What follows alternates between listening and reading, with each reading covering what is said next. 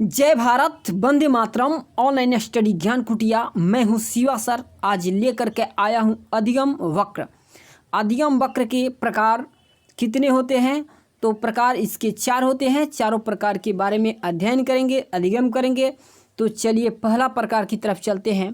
पहला प्रकार है सरल रेखीय वक्र। सरल रेखीय वक्र में क्या होता है, ध्यान दीजिएगा। सरल रेखीय वक्र में जो अधिगम होती है, जो अधिगम की गति होती है, जो सीखने की गति होती है, शुरुआत में और अंत में समान होती है। यानी सरल रेखीय वक्र में अधिगम की गति एक समान होती है। इसे इस एरो द्वारा दर्शाया जाता है। देखिए यहाँ पर ये एरो है, इस एरो के माध्यम से हम लोग दर्शाते हैं सामान्य सरल रेखीय गति। इसमें सीखने की जो सीखने की अधिगम जो होगी इसमें समान होगी, एक समान चलती है, इसलिए इसे सरल रेखीय वक्र कहा जाता है। देखिए इसको हम लोग कैसे इंगित करते हैं, तो ये आपका सरल रेखीय वक्र हो जाएगा। इसमें सीखने की गति क्या है, एक समान है, न कभी कभी ज़्यादा कभी कम। शुरू से अंत तक देखिए, यहाँ से यहाँ शुरू है, ये शुरू से और अंत तक ये गति जो है एक समान सीधी रेखा में चल रही है। कहने का मतलब कि इसमें जो आपका सीखने का अधिगम होगा, सीखने की गति जो होगी ये एक समान होगी। नेक्स्ट देखिएगा, नेक्स्ट है आपका उन्नतोदर अधिगम वक्र। उन्नतोदर अधिगम वक्र में क्या होता है, तो देखिए सीखने की जो गति होती है ना, सीखने की गति शुरुआत में तीव्र होती है और उच्चतम बिंदु पर पहुंचने के पश्चात सीखने की गति मंद हो जाती है। कहने का मतलब है कि यहाँ से शुरू होता है आपका अध्ययन, तो यहाँ से आपका जो अध्ययन है ये तीव्र है, तेज है। लेकिन जो ही एक उच्चतम बिंदु पर, देखिए यहाँ उच्चतम बिंदु यहाँ आ गई है और उच्चतम बिंदु यहाँ आने के बाद ये अधिगम आपका इस तरह हो जाएगा, इस तरह। यानी कि इसका अधिगम ये जो होगा, सीखने का जो क्षमता होगा, धीरे धीरे इसके पश्चात उच्चतम बिंदु पर पहुँचने के पश्चात मंद होने लगेगी।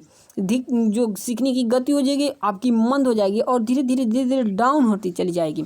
तो कहने का मतलब है कि उन्नतोदर अधिगम वक्र में सीखने की जो गति होती है वो शुरू में आपका तेज होता है, याद रखिएगा, तीव्र होता है और एक उच्चतम बिंदु पर पहुंचने के बाद ये गति मंद होने शुरू हो जाती है।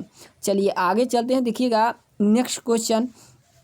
नेक्स्ट है नतोदर अधिगम वक्र। नतोदर अधिगम वक्र में क्या होता है, सीखने की जो गति होती है ये गति आपकी शुरू में धीमी होती है, क्या होती है, मंद होती है। देखिए यहाँ से मंद है, धीरे धीरे चल रही है और धीरे धीरे मंद है और उसके बाद ये गति जो होगी धीरे धीरे बढ़ने स्टार्ट हो जाएगी। कहने का मतलब है कि सीखने की गति आरंभ में मंद होती है, उसके पश्चात धीरे धीरे सीखने की गति तीव्र हो जाती है और उच्चतम स्तर की ओर बढ़ती है। उच्चतम स्तर की ओर देखिए यहाँ से बढ़ रही है ना, उच्चतम स्तर की ओर बढ़ रही है।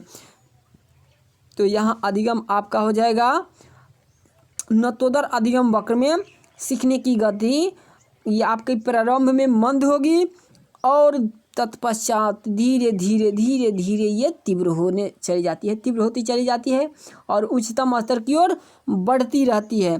तो नतोदर अधिगम वक्र।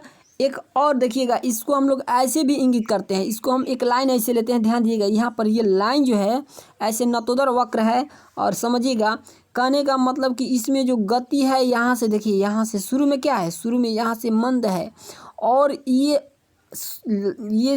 आगे चल करके इसे हो जाती है, तेज हो जाती है। देखिए ऐसे हो जाएगी। तो इस तरह का भी हम लोग लाइन इंगित करते हैं नतोदर वक्र के लिए। देखिए यहाँ पर मैंने दूसरा लाइन बना दिया हूँ, तो ऐसे भी हम लोग इंगित करते हैं। चलिए आगे चलते हैं। देखिए चौथा है आपका मिश्रित वक्र। मिश्रित वक्र में क्या होता है, दोनों होता है आपका उन्नतोदर वक्र और मिश्रित नतोदर वक्र। मिश्रित वक्र में दोनों आते हैं, कौन कौन, तो आपका मिश्रित वक्र में क्या क्या आते हैं, तो एक आता है नतोदर वक्र और एक आता है उन्नतोदर वक्र।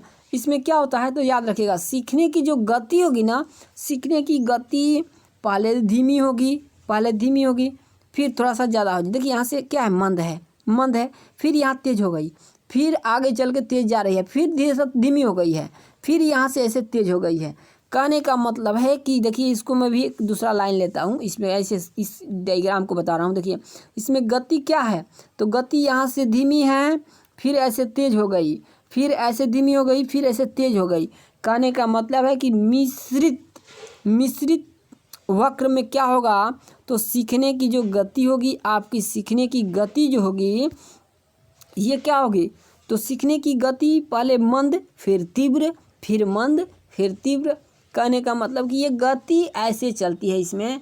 इस प्रकार की अधिगम वक्र में उन्नतोदर व नतोदर दोनों वक्र के अधिगम वक्र की तरह अधिगम होता है। अर्थात इस प्रकार के अधिगम वक्र में शुरुआत में अधिगम की गति तीव्र या मंद और अंत में अधिगम की गति क्या होगी, मंद या तीव्र। मतलब इसमें मंद या तीव्र ऐसे चलता रहता है।